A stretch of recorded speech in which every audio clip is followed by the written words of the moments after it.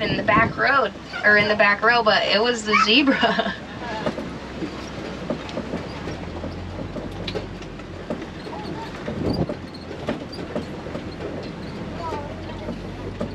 Now, as we move up ahead here, I see another one of those giraffes.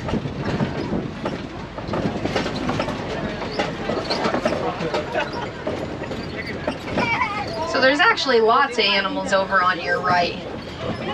So standing in the grass, there's two of the largest antelope. Those are eland. And then the gray animals standing under that tree back there, those are wildebeest. So was I right in getting the zoom? And then there's that giraffe there. But then the zebra's better. So giraffes, when fully grown, can get over 20 feet tall, but when they're first born, they're 6 feet tall. And because they are so tall, a herd of giraffes is called a tower. But I guess if you have a fear of giraffes, it might be a tower of terror. Yeah, that's over in studios. Now, some people don't know this about giraffes, but they actually don't sleep that much. They sleep up to 30 minutes, taking micro naps throughout the day. And they'll also sleep standing up. That's for their protection. With those long legs and long necks, they're a little too vulnerable if they lay down.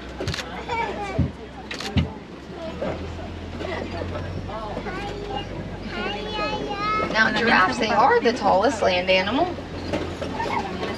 But if you look up ahead here to your right, that cracked tree, that's signs of the largest land animal. And I think I see the culprit up ahead.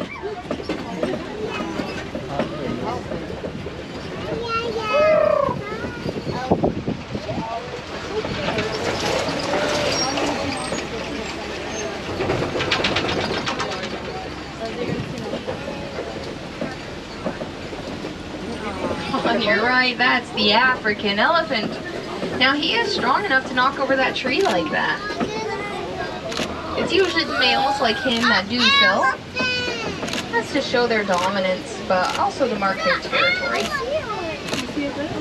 Now I can tell that one's the male because he's hanging out alone. The men like to be solo.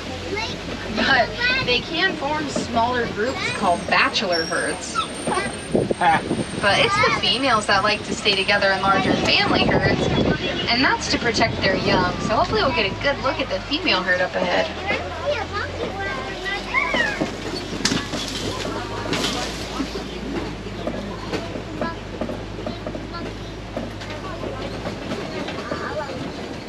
Now, like I said, elephants are the largest land animal, and fully grown they can get over 15,000 pounds. That's massive. But even though they are so big, they're afraid of something really small.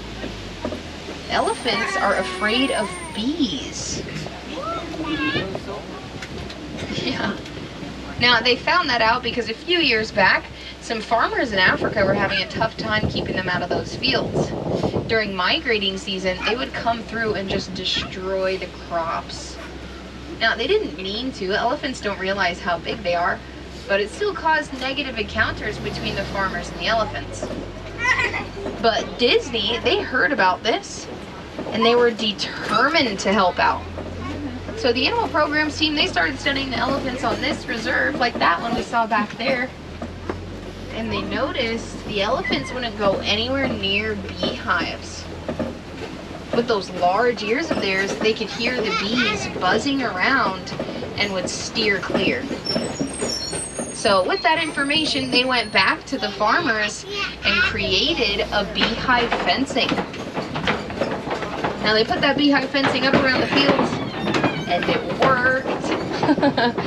Which was great because it stopped those negative encounters between the farmers and the elephants. The plants were really well pollinated, and the village got honey from the beehives. So all around, it was a super successful situation. And it's now a popular conservation effort called the Elephants and Bees Project. So it's kind of amazing. Disney was able to work their magic all the way over in Africa to help out these gentle giants.